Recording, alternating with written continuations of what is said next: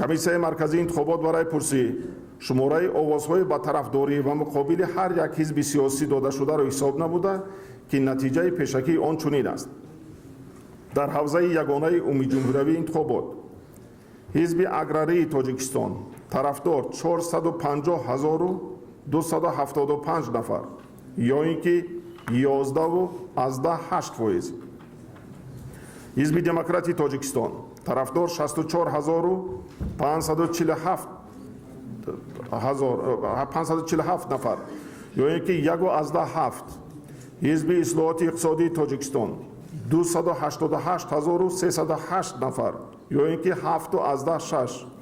ҳизби коммунистии тоҷикистон 87,112 нафар, ё ин ки 2,3%. ҳизби наҳзати исломии тоҷикистон 58,028 нафар, ё ин ки 1,5%.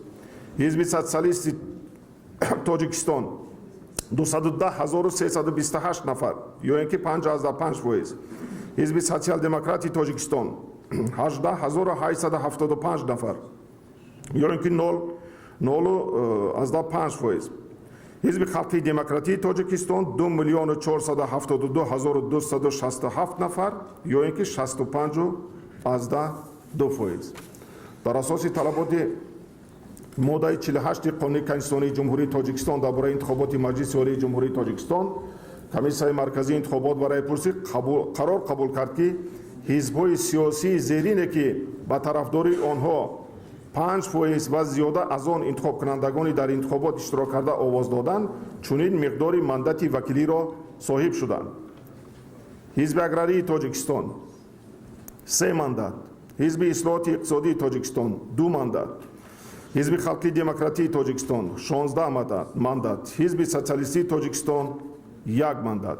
ҳизбҳое ки камтар аз 5% овозҳои интихобкунандагони дар овоздиҳӣ иштирок кардаро гирифтанд, аз гирифтани мандати вакилӣ аз ҳавзаи ягонаи умумиҷумҳуриявӣ маҳрум мебошанд.